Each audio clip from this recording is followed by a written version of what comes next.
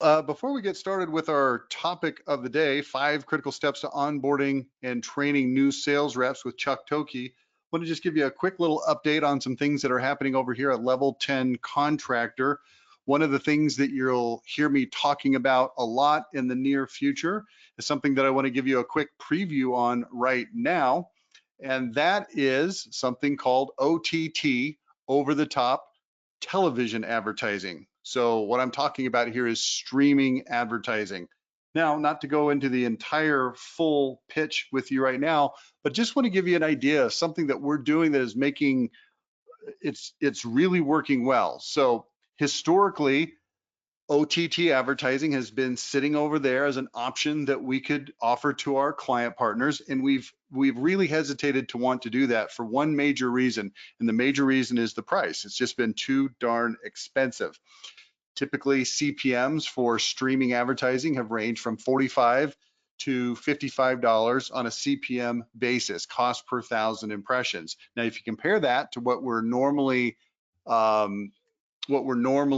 getting for regular TV and regular radio, it's going to be on the low end about $4 CPM, on the high end about 12. So let's call it somewhere in the middle, about $7, $8, $9 is a pretty typical CPM for radio TV. So when you're talking about $45 or $50, it becomes very difficult to want to spend that much more money. Now, why would anybody even consider spending that much more money? And the answer is there's a lot of really good targeting things that are available through OTT that do not exist from regular TV and radio, namely the ability to target on a hyper-specific level.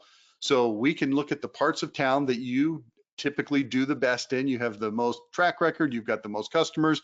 Maybe it's the parts of town that are easier for your crews to get to in terms of installations. Maybe it's a more affluent part of town. Whatever it is, we can target those with zip code level accuracy. But then on top of that, and this is where it gets really cool, we can overlay demographic targeting. So within those areas, we can say, okay, we only want to reach people who are homeowners, for starters. Okay, think about regular TV and radio. You're going to be reaching some renters that can't ever buy whatever it is you sell. So we get rid of those immediately. Then we can target in on home value or net worth or income level, only people that make $100,000 or more. We can hit certain age ranges, 45 to 65. We can try a demographic of younger people if you want, or older people, whatever you want. We can pick and choose specifically what we want to hit. You can also do men, women. You can do other things that have to do with interest in terms of people who have been on the web looking for certain kinds of things that are related to what you sell. So you take all of that and you create very select audiences, and then you start feeding them impressions. Okay, that's pretty cool all by itself, but it's historically been too expensive. Well, here's what's changed.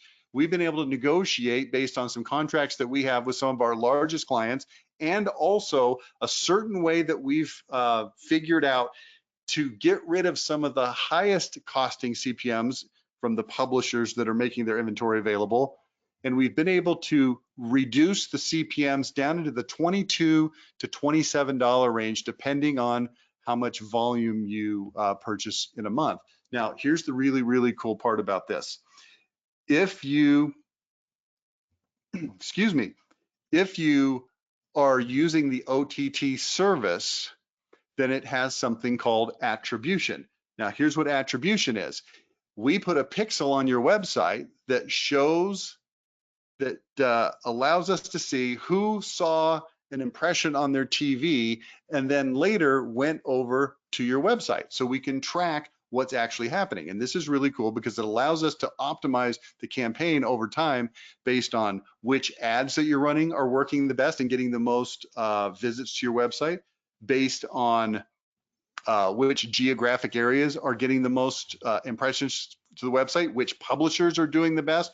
All of this is really, really cool and allows us to have much more high-level control. So the real question becomes, at a cost differential of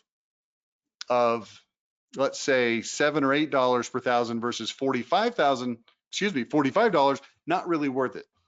You start getting that down into the 20, 25, 27 range, and suddenly look, you're going to be weeding out a bunch of people who normally on regular television, radio can't buy what you sell anyway. So you're getting rid of all of those. So it's automatically more efficient.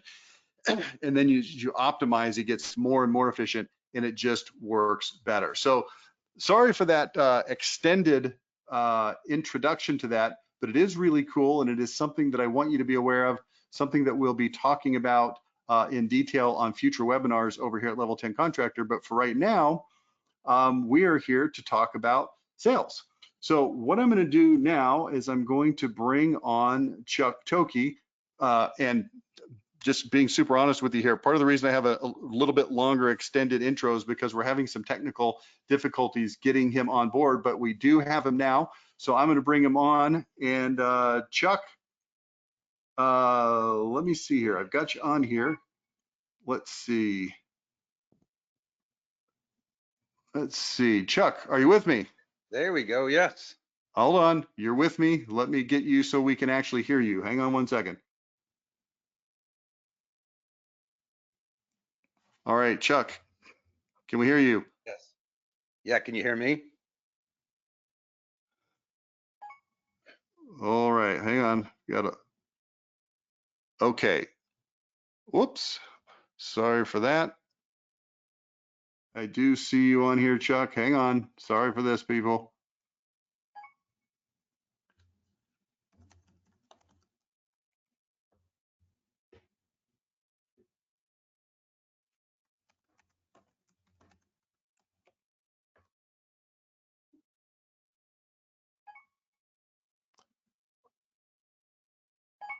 All right, Chuck, Yes. you're Can you hear back. me?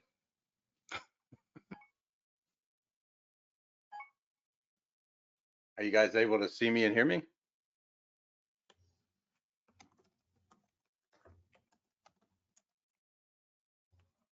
Hello. All right, Chuck, Yes. I can't hear you, but I am told that we can hear you, so just start talking. Okay. Sorry about that. Yeah, technical difficulties. I had to download everything, it looked like. So sorry about that. So we are going to jump right into leadership. And so are you able to hear me at all, Rich? If not, I'll just go ahead and jump right into this. And when we get into the understanding how to train, how to bring in your sales reps, one of the biggest problems that we have inside of home improvement itself is that we typically suck at training when it comes to home improvement companies. We have some of the worst training in the inside of sales as it may be, and so it's gotten even worse as COVID hit and everybody, all you had to do was show up and we could sell. If you were the first one in the door, you were typically the one to sell the job ever since COVID. And now we're in this point where it's all about, the BC before COVID, not before Christ, but before COVID. And so, we now have to learn how to sell again. People don't have the money that they had during COVID where everything was given to them. And so we have to learn how to do this. And then we have to learn how to hire new reps. We have to learn how to onboard those new reps. And we have to learn how to train those reps. And again, here's what typically happens when we train a new sales rep or we bring a new sales rep in. What typically will happen is we interview them and do a very poor job at interviewing, by the way. And we okay, sounds like you might be able to sell in the house. I don't know, maybe I'd buy from you. And then from there, we bring them in and we sit them down at a conference table and we go and try to figure out what forms we need them to sign. And we get about half of them signed. And then we don't have any of their email set up. We don't have any of the iPads or phones, whatever it is you're going to give to them. That stuff hasn't been gathered yet. And so what happens here is that the first day becomes the first day that your sales rep thinks about quitting, because they look around, they're like, man, this place is just in chaos. And most of them are there because you did a very crappy job at hiring them. So they're only there because you're the only person that would hire them. And so they're just like, hey, I'm just buying my time. As long as they're willing to pay me to sit in this chair and watch them run around and piecemeal everything to me, this is what happens. That's and some of you that are watching this or listening to this, you're looking at like, yeah, you know what? We're a little bit like that. I'm going to even tell you that some of the worst are the bigger organizations. And some of you, the bigger, the worse. And some of the smaller organizations, because we don't hire, some of the smaller organizations don't hire quite as much, and they just don't know. The bigger organizations, they're just plain lazy, and so when they bring them in, you have to almost earn your way into the company, and then you cross your fingers that if you even like it. So here's what we need to look at when we're going to hire somebody is making sure that you have a detailed plan on how you're going to interview them. How are you going to bring them in? How are you going to interview them? It's not just, well, I'm just going to sit down, I'm going to ask them some questions.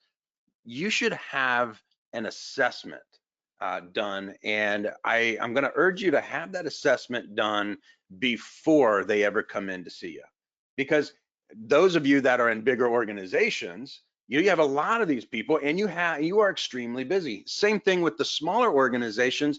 You don't have time to sit there and go through interview after interview. Some of you actually have somebody else that does the initial interview before you do the interview, just to see if this person can fog a mirror correctly. And so when you bring this person in, you should already have an assessment and understand who they are.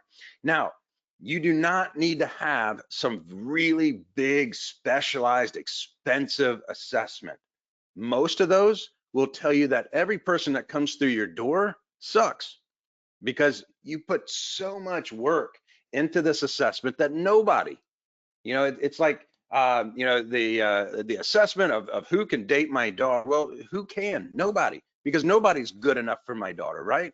It's the same thing. This business is your baby, and so these people come in, nobody's good enough, and so you're going to make that assessment so hard to pass that nobody looks like they can be a candidate. So be very careful on how much you lock down that assessment, or how much you bog it down with. And be objective. What you're looking for. This is why I like a lot of the DISC assessments to be up front, and because I'm looking for somebody with a high D, a higher I. Now I'm going to caution everybody on this I, and I can go down rabbit hole, so I'll keep from going down a rabbit hole on this. But the higher the I, the more talkative they are. So be careful when they're like a high D, high I. A high D just above an average I, because like for me, I'm a huge introvert. If you've ever spent any time with me at all, you'll know that I just don't talk. Unless I'm on stage, I don't talk a lot. I think people talk too much as it is. And what I do happen to be good at is listening, because I want to learn more than I teach sometimes. And so I really want to learn what's going on. If someone's willing to talk, I'm willing to learn. I'm willing to listen. And so, if you have somebody and they have a really high I, which means they got a good ego, they're not going to just tuck tail and run. And then you have that just above the average I, which means that they'll talk when needed, but they also know when to shut up. And then you have the S, and that S should be as small as you can make it. When it comes to transactional type sales, when it comes to B2C. I know some people don't like me saying transactional, but I'm going to be as truthful as I can. When it comes to B2C, it is somewhat transactional. So again, we want that S to be really low. And then the C, if we can have a nice size C, if we can have it right around average or above average, that's always nice. That's somebody you don't have to go chasing paperwork around. And so that's your DISC. But again, getting that assessment in so that you can sit down and know who you even want to interview. When you are interviewing people, then you want a list of questions, and these questions may not be what you think they are. if you want to ask them, what you like, what you don't like about your last boss and that kind of stuff. I mean, that's like old sales, that the homeowner is just waiting for these dumb questions. But again, when you're going to sit down with a sales rep, you want to find out, have you ever sold anything before?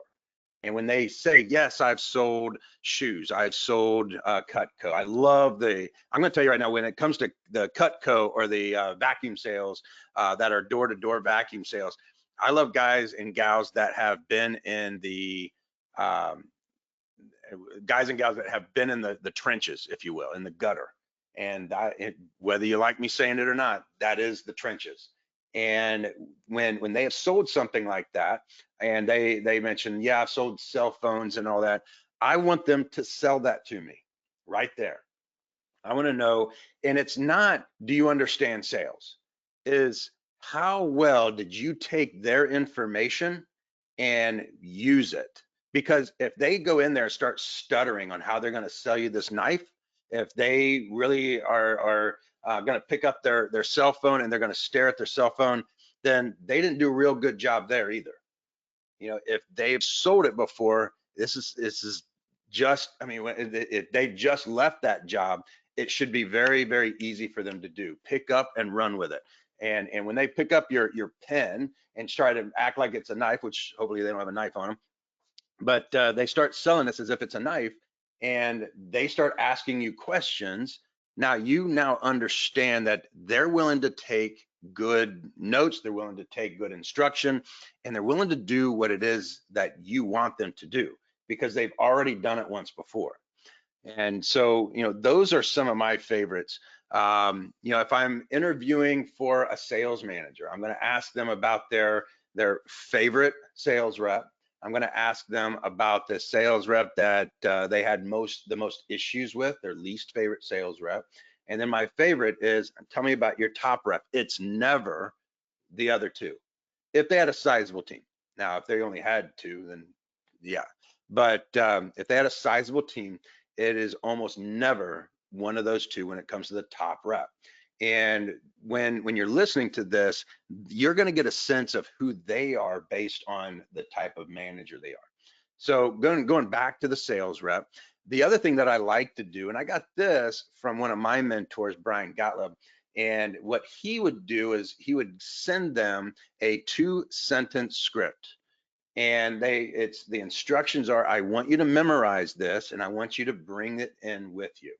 And so when you get to that point, say, hey, I sent you a 2-line script and I want you to be able to tell me what it was. And I'll even put in there how I want you to give it. Whether I want you to make yourself small, or I want you to really bring the heat on this. And I want to see how they do it. The reason why is if they're willing to learn that script, then they're willing to learn scripts inside of your business. So again, that's one of the ways that we like to interview. Now, when it comes to onboarding, make sure that your onboarding is on point, that it is completely structured out, that everything is waiting on them when they get there. When they come in for their first day, I'm going to urge you, one of the things that we like to do inside of our organization, and something that we did when I worked in Able and some of the other larger organizations, is we sent out a thing called a red email. And the reason why it's red is it's red and then has a colon and then their name, which means that this is a new sales rep or new employee coming in.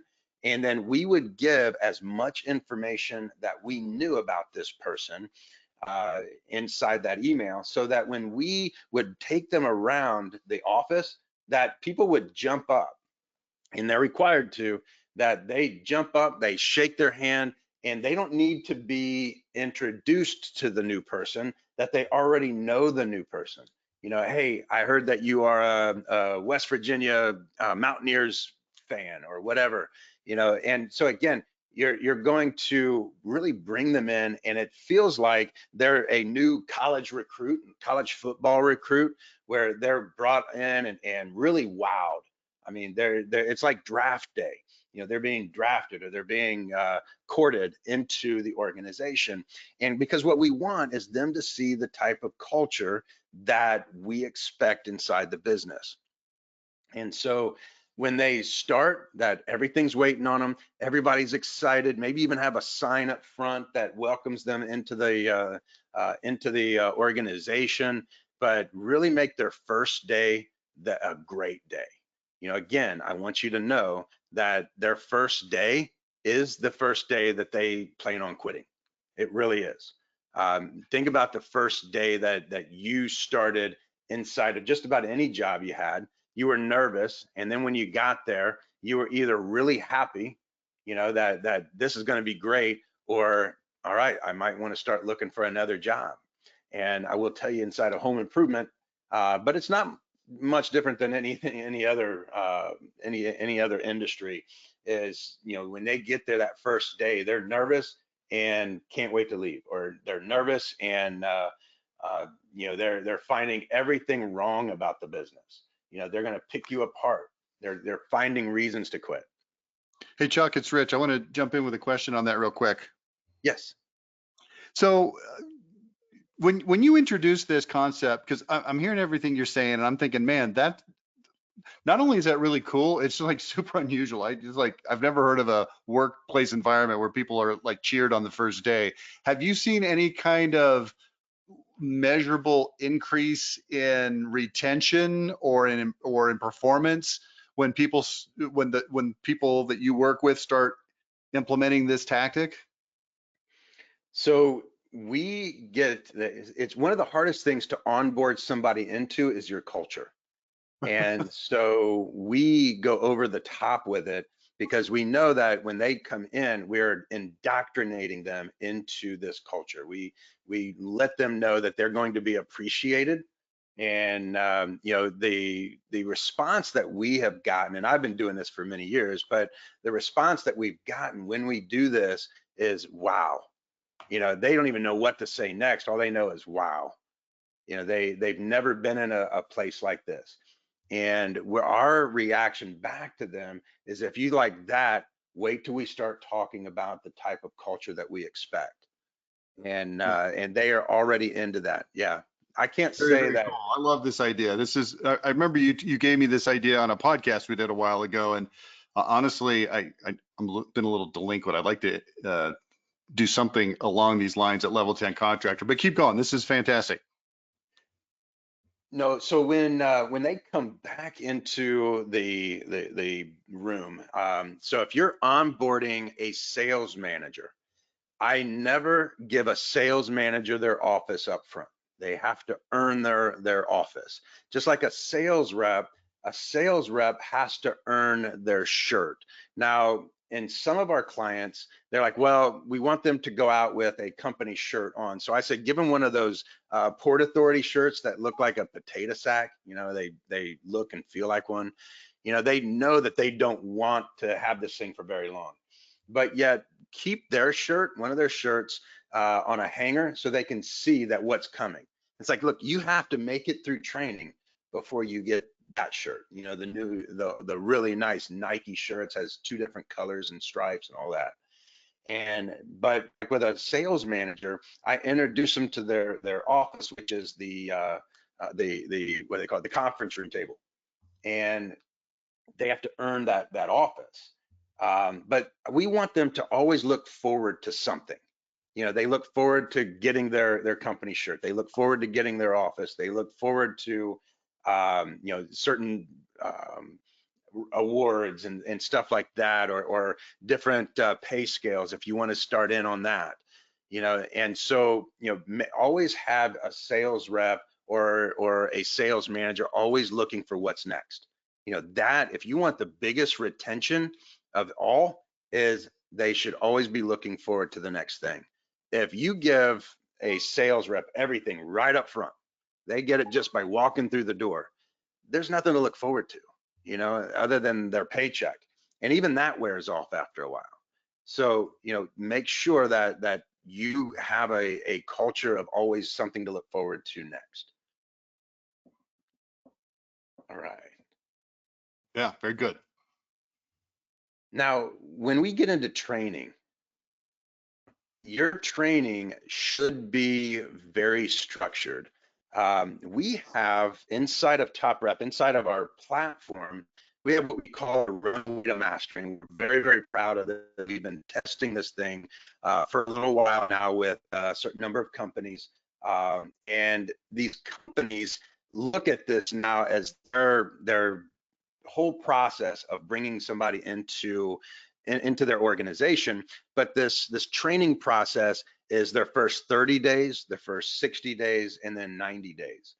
And in their first 30 days, it's almost daily. So when a sales rep, gets to the office, or they wake up, get ready for their day, they watch a quick 5-minute video, and it's either myself or our COO that's telling them what they're going to do today. When you get in, you're going to meet up with your trainer or your manager, and you're going to go through this, and this today. And what we would suggest you do is go ahead and watch this video to get ready for that training. Don't ever take video training and say that's their training. We have a whole training platform, and I love it, but I'm still going to tell you, you need to train your salespeople. And you need to personally train them, because if you sit them down like they're going to sit in front of I think I told you this, Rich, instead of sitting, it feels like you're sitting down in front of a set of safety videos for Walmart. That's how they watch them too. And so we're going to let them know, hey, we need you to watch these videos before you go in the office and familiarize yourself with this content, because this is what you're going to be trained on. Then the other nice thing here is that the sales manager watches his video, because we know that sales managers don't train every single day when it comes to a new rep. And so they're thinking, man, what am I going to work on today? All they got to do is pull up the runway to mastery. There's the video of what needs to be done today. He watches his 5-minute video and gets ready for that sales rep. He can be done by noon, get the sales rep out to do any ride-alongs that they might do, and he can get back to his day. And it's been very, very effective. And so again, whether you use ours or making your own, make sure that you have a very structured training program for week 1, day 1, week 1, day 2, knowing exactly what's going to happen throughout that training process. What do you normally see, Chuck? I mean, that sounds like an ideal. It also sounds like something a lot of people probably don't really do. So most of the people out there that train their reps, it's more of a for a lack of a better term, monkey see, monkey do. I'm going to send you out with Billy. He's our top rep.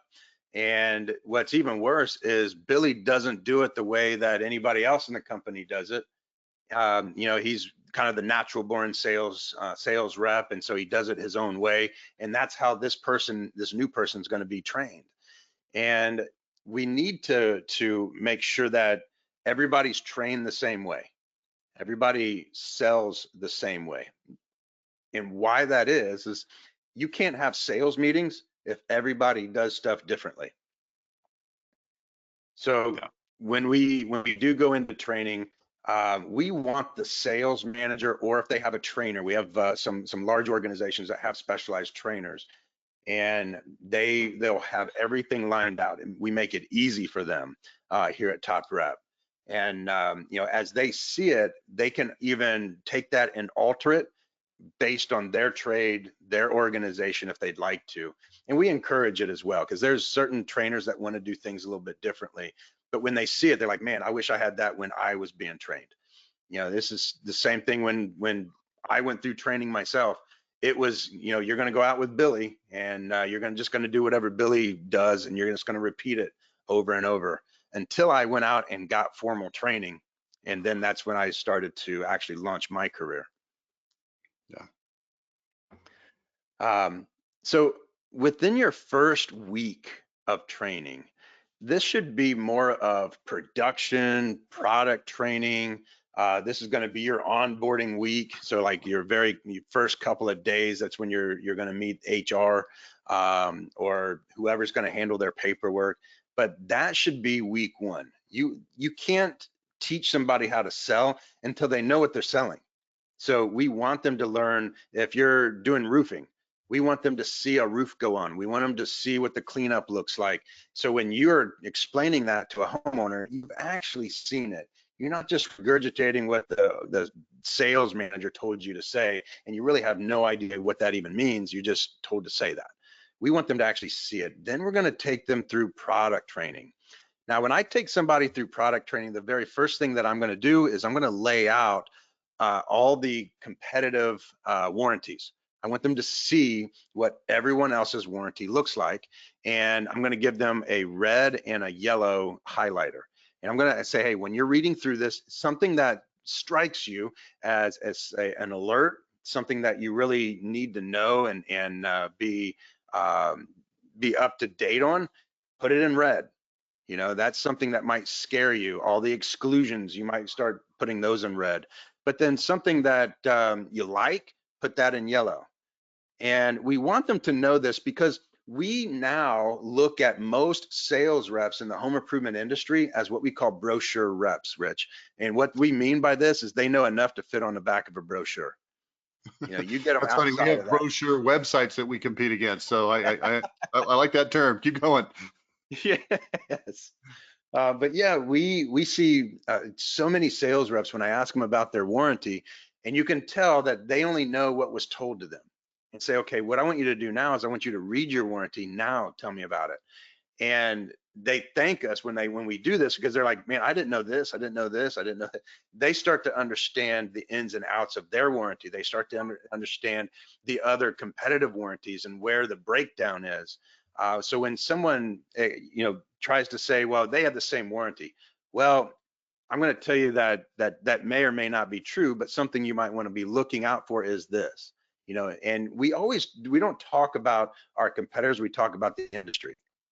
And so the industry language usually says this, and this might be something, and they'll even pull it out and show them right there if they're selling, I don't want to name any names, but if they're selling one and they're going up against another shingle, they might pull up that other shingle and just put it in front of them. So I'm sure that they didn't put this in front of you, and this is what you might want to be aware of. And so again, we're only going and trying to talk about what the industry warrants, not what the competitor warrants. But again, when we're talking about the product knowledge, you want them to understand the product itself and the warranties that go with it.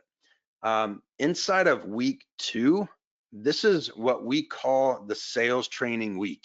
This is the most sales training that you will do with a sales rep during their training process. And so you're going to make sure that all their equipment is ready. It's a dumb problem to get to that week and you don't have their iPad, you don't have their Engage set up if you use Engage, any of their presentations or anything. You don't have any of that stuff set up, but yet you're going to take them through sales training.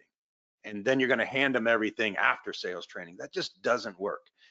Make sure that iPad is purchased or ready to go by the time week 2 happens.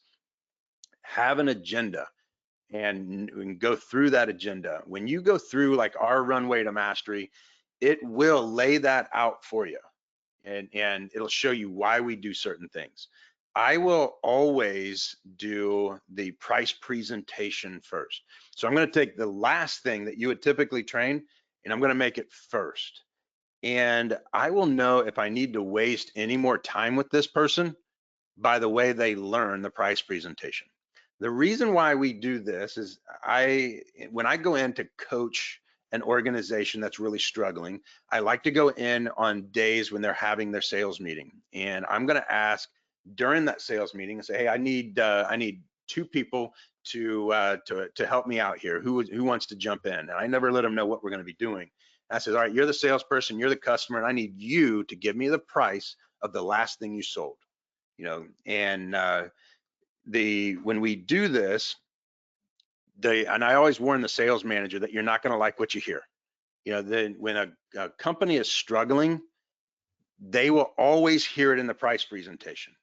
It doesn't mean that that's the only place that's a concern, but you're going to hear the fact that they're not using the company's price presentation every So single time. Is that just them getting off of the script, or is that them having a lack of confidence in their voice, or some combination, or Both. something else? It's a combination. They're going to go off script.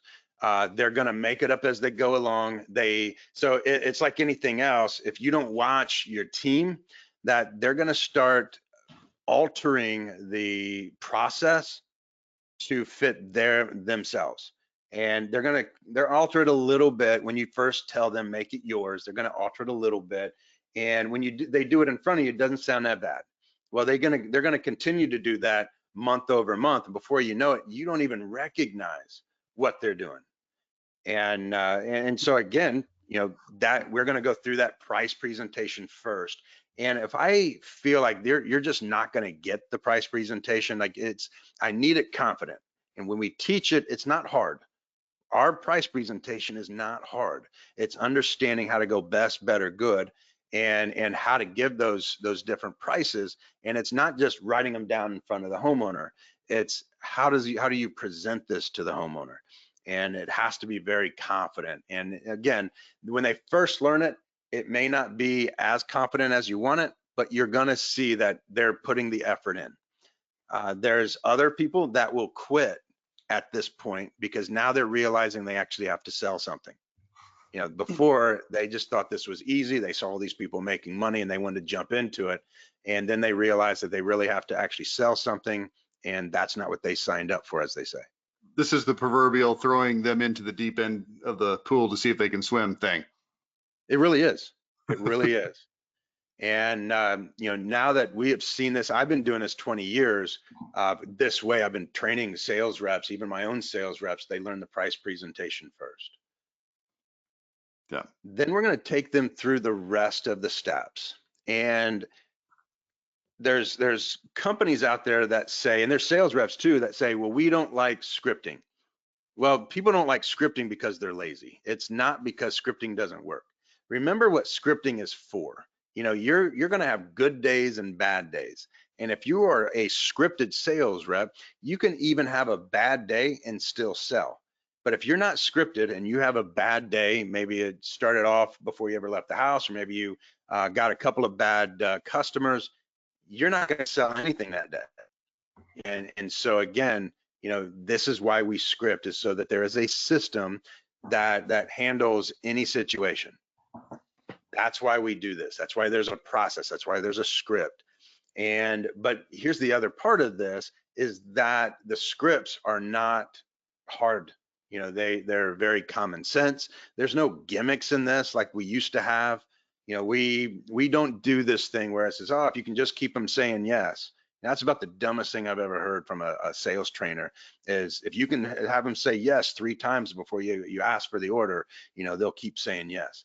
I'm sure that there are some very weak-minded people out there that actually works on, but that is not what works. And It's like a so Jedi mind trick. yes, all this psychology, why don't we just present in a way that we're confident that they see us as understanding that we know what we're doing. As they say, you're going to go in as the expert. And as you're going through this process, we're going to make sure that the perception of who we are, of our product, and who I am as a sales rep are right where it needs to be. So that's when I can ask for the order. Their perception of all 3 of those matter. What's their perception of you as a professional? What's their perception as the company, as somebody that's going to be there when something goes wrong? And what's their perception of the product? Yeah, like you said, there's not a lot of tricks going on here. It's like people want to make the best decision, and when it comes to home improvement, they don't really understand what the factors are that they should be looking at because they've either rarely or never bought it before. So if you can come in there and give them perception of you, the company, and the product, that's a good formula without any tricks. Exactly. Now, when someone says, well, how do I give them the perception on me? And when I say giving the perception on me as the rep or the professional, the easiest way to do that is make them the person that you're centering around.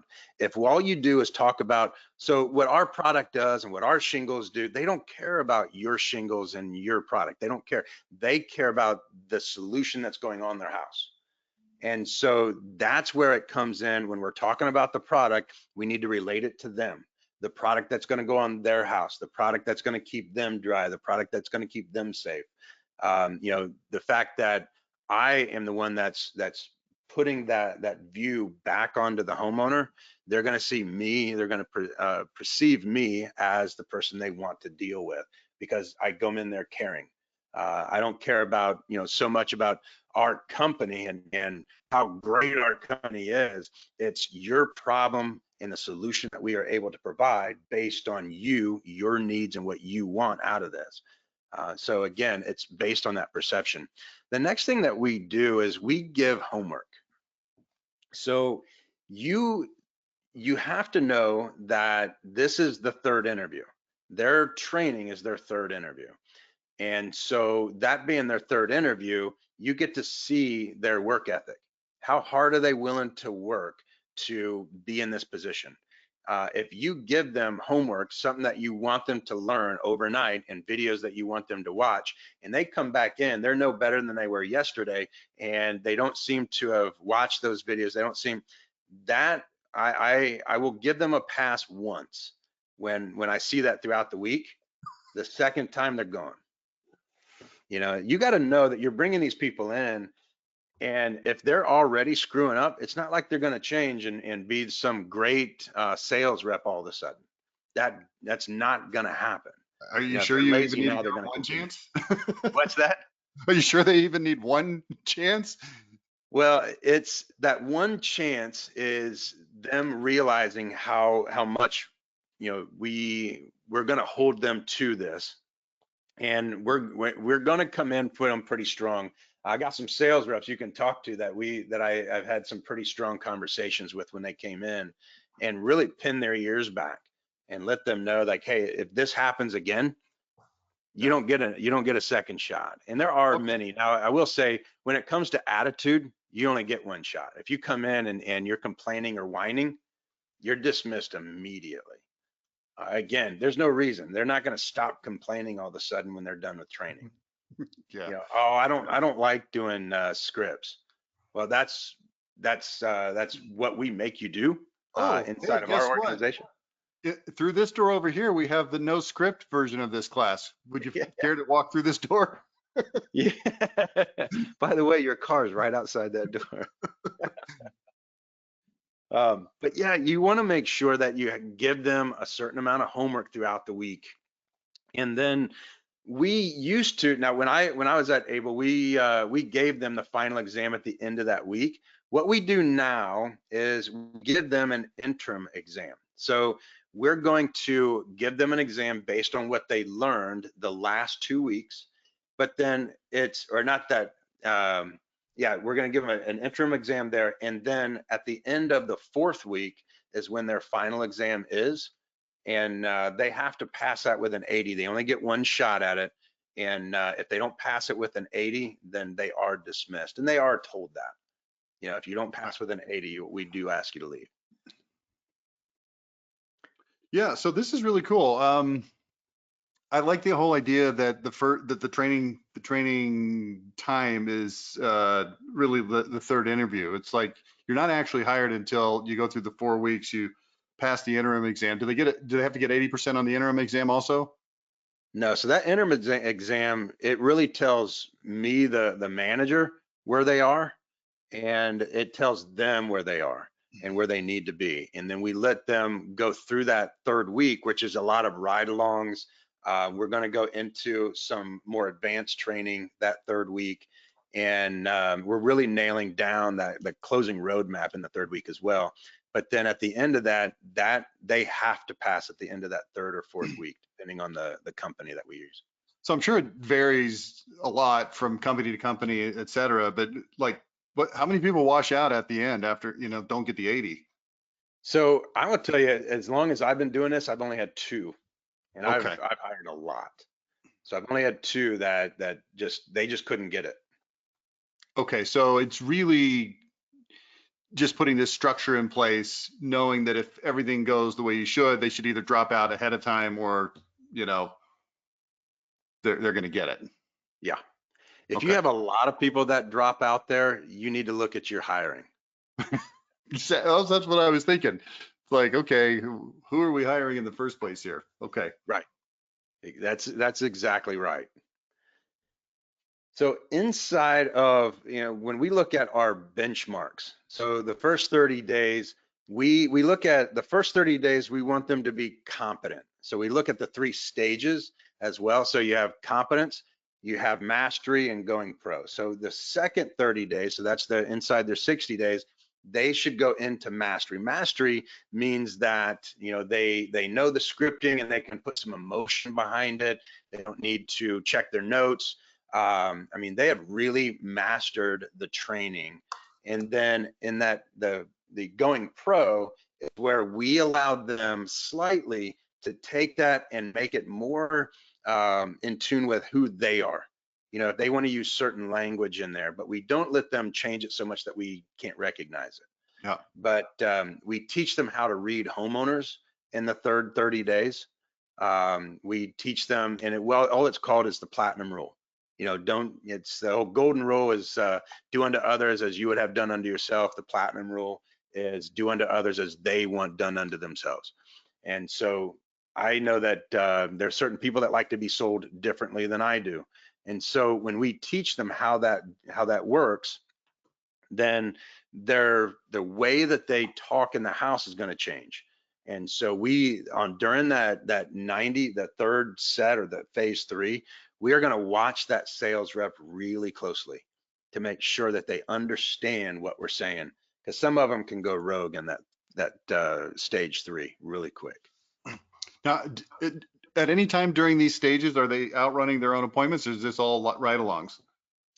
No, so the second, so in that stage 2, they should be running their first appointment by the 4th or 5th week of training. Okay.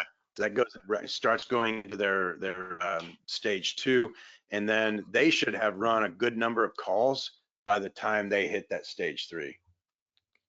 And are That 90. you using Rilla Voice or something similar to track their progress along the way? We do. And Rilla, here's the nice thing about bringing on new sales reps is they don't have an issue with Rilla because they don't know any better. So when you're bringing on new reps, we let them know that you will be, this is your app. The app will record you, transcribe you, and grade you by the time you leave the house. And so we indoctrinate them into that program immediately. Yeah. Okay. That makes sense.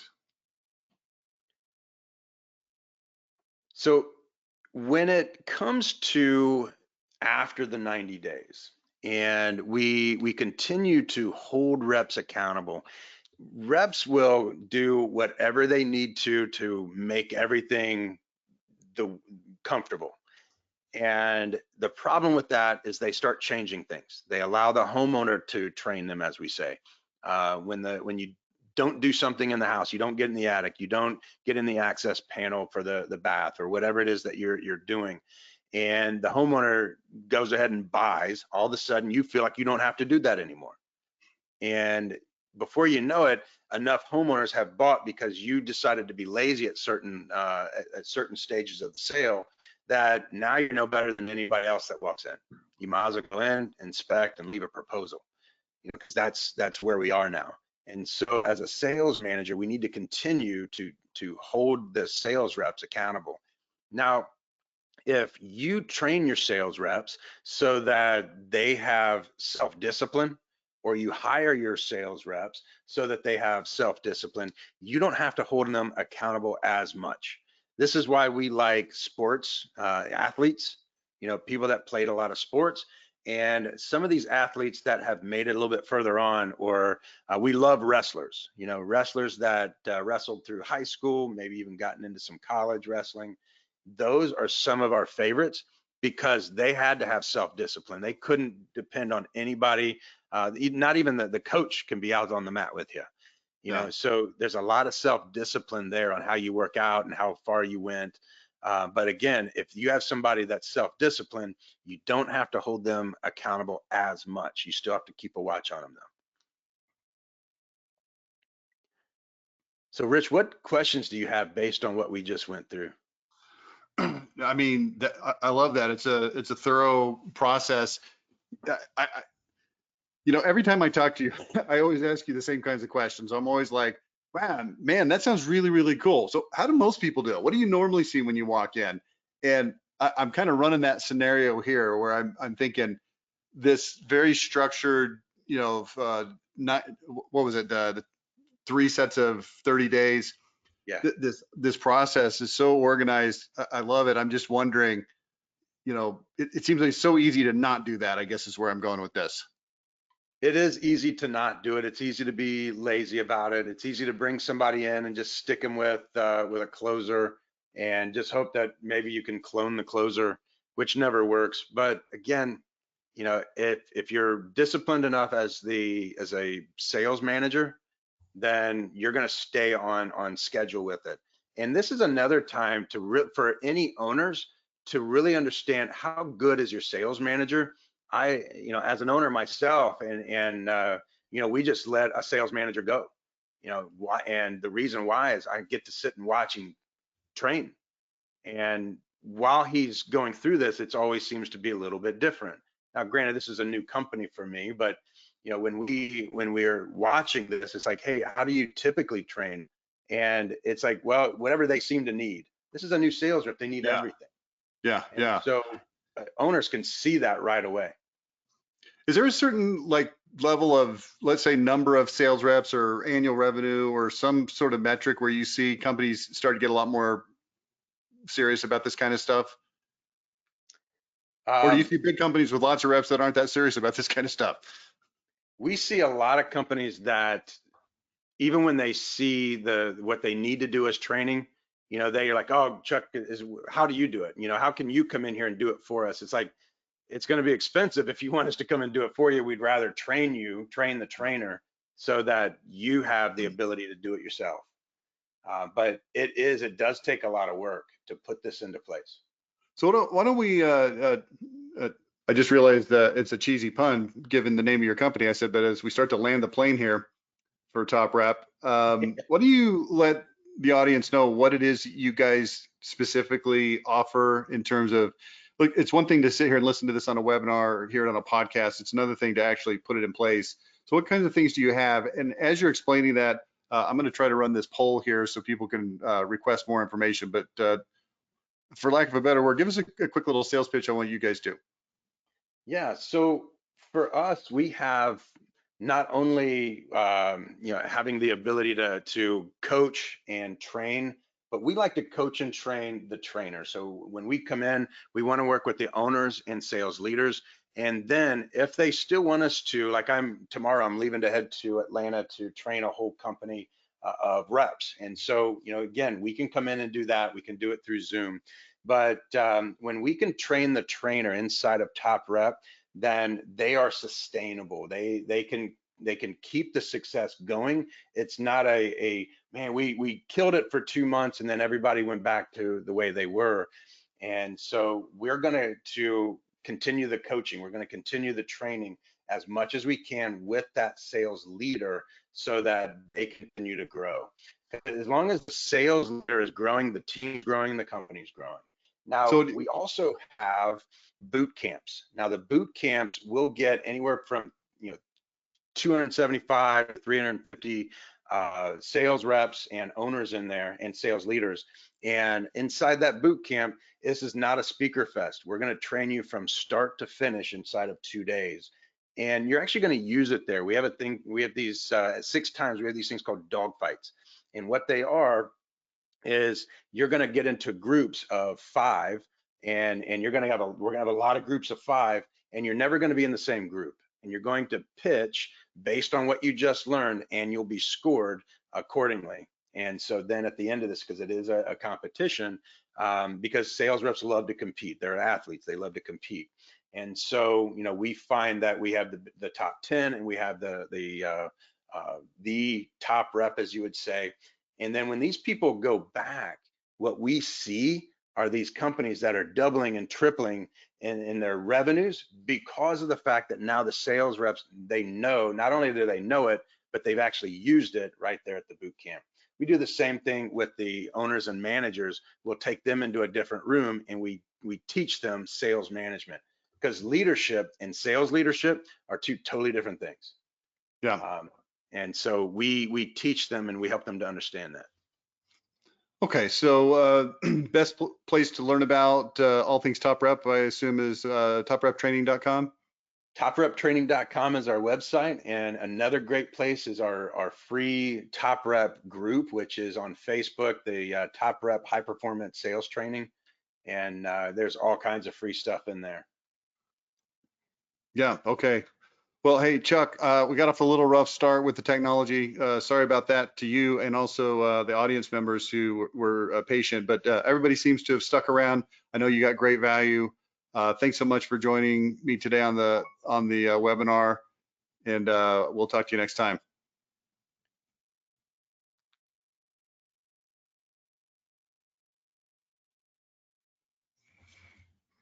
Okay. All right. Okay, I guess we're done. It cut off. All right, thanks, Chuck. Sorry about that. I was on the Zoom and then I realized that you sent me another email. I'm like, oh my gosh. So I jumped into that and had to download it. Yeah. Okay. Well, hey, thanks, Chuck. We'll debrief with you on the back end, and everybody else, thanks for attending. All right. Thank you. Bye bye.